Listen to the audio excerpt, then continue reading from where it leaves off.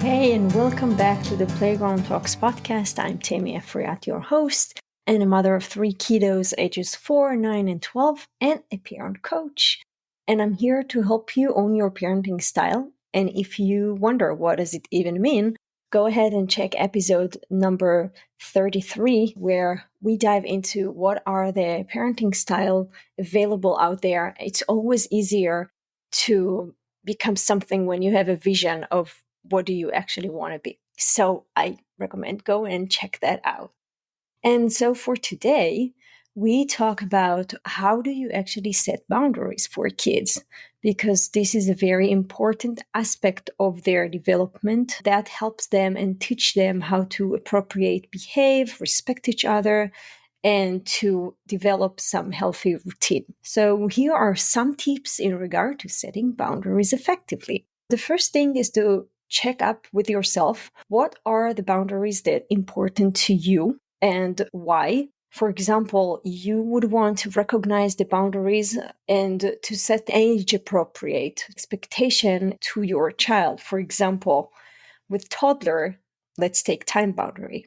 You would decide when's the time to go for the daycare, because probably you have also stuff that you need to be doing. And so you will tell your child that's the time where you hop into the car, I'll buckle you up. And that's the time boundary you set for your child. He gets to choose what song he wants to listen in the car. But in terms of time boundary, that's the boundary you set and you hold. Another example could be with hygiene routine. You can decide for your child that he's going to brush his teeth twice a day, and this is not negotiable. Same goes with, for example, changing diaper. When the toddler needs to change diaper, then you would give him the choice of if he wants to, again, sing a song or tell a story in the meanwhile as you change the diaper. But changing the diaper is not negotiable. On the other hand, you can say that the toddler can choose if he wants to have a longer shower or a shorter shower. But everything that goes into the hygiene routine, you set the frame of what's going to happen and when is it going to happen. And as the child grows, he has more flexibility of having his own choices. For example, as the child grow up, you would set the time for the play date, but your child gets to choose who does he want to play with.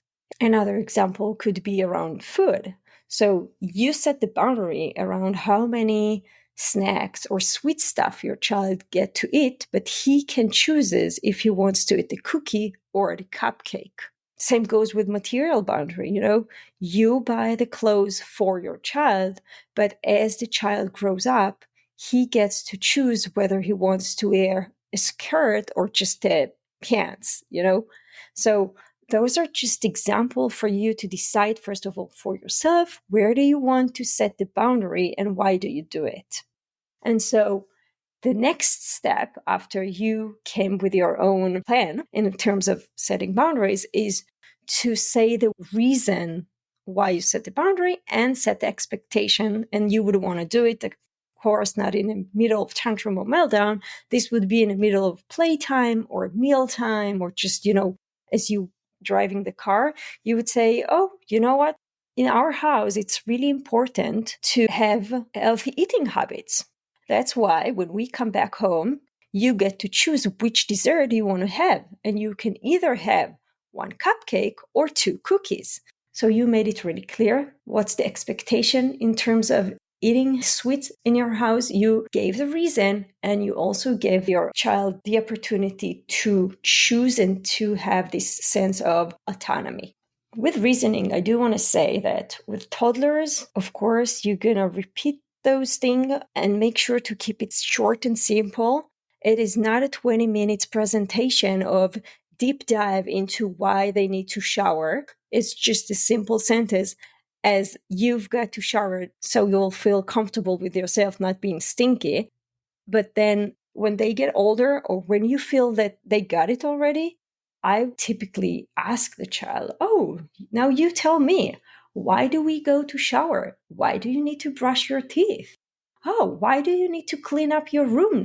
So at some point, I'm going to ask the question. And even as asking the question, I would say, okay, let's start cleaning up. And as we clean up, you'll tell me why is it so important to clean up your room. So just to make the point of many parents keep reasoning forever until it gets, a little bit boring for them.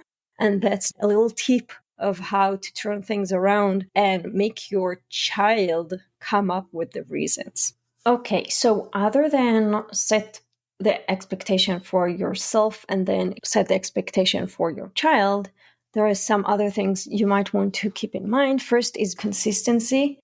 And I want to point out specifically, set the same boundaries and hold the same boundaries when you are in public area as if you are in your own house. Meaning if you are going to the grocery shop and your kids wants to have 5 candies, then you would hold the boundary of, we agreed upon 1 sweet per day and you get to choose 1 thing.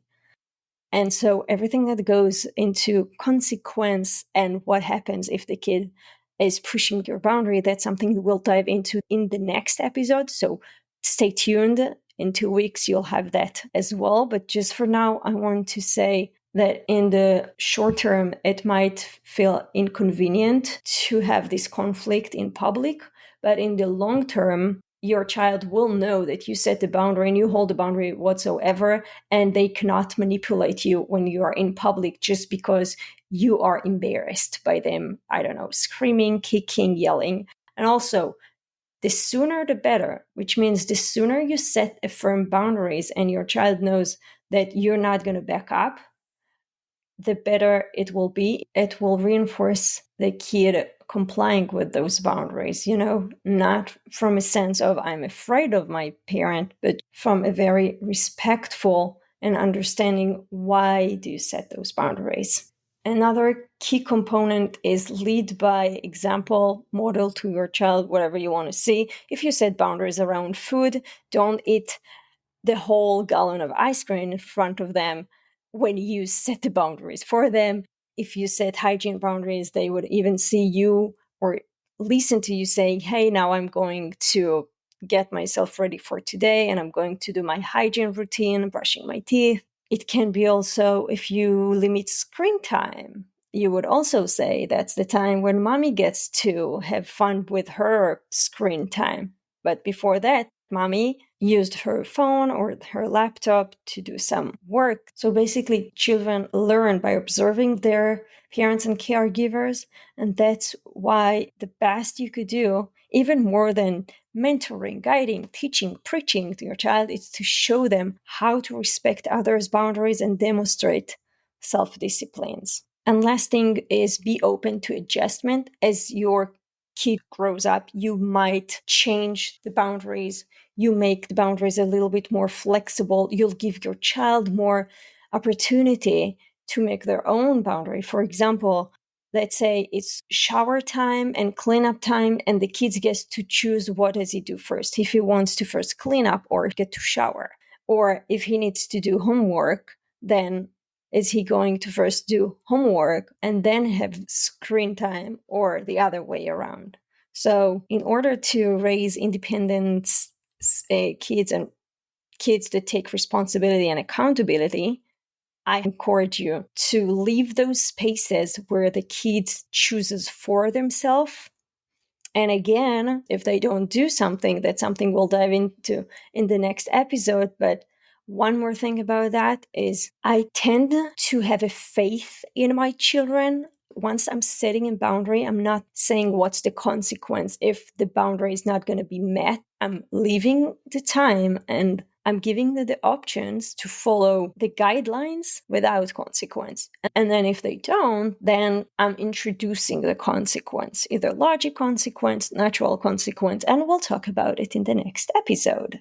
So just to sum up, we talked about 3 steps, which is first, ask yourself, what are the boundaries that is important to you also prioritize. You can't have, struggle and conflict in every single area in your child's life. So you would want to pick first. Do you want to do hygiene routine? Do you want to first talk about eating routine, sleeping routine, like whatever is the most urgent thing for you to take care of?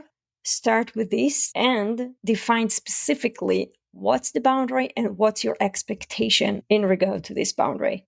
And after you've done that, you would want to introduce the boundary with the why, with the reasoning behind that, and be faithful with your child. And remember that setting boundaries is a process that requires patience, consistency, and open communication as the child grows up and has more ability to communicate and adjust those boundaries. I want to empower you to set and hold those boundaries because kids need them in order to develop self-discipline, respect to others, and a sense of personal responsibility.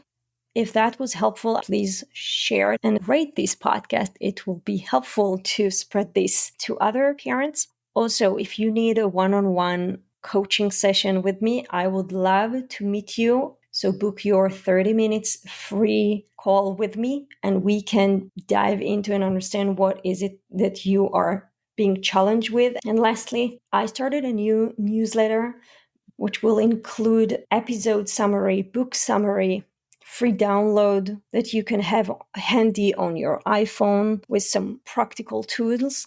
So everything is on the show note. Go ahead and check that out. And as usual, until the next episode, treat yourself and your kids with compassion and curiosity. Bye.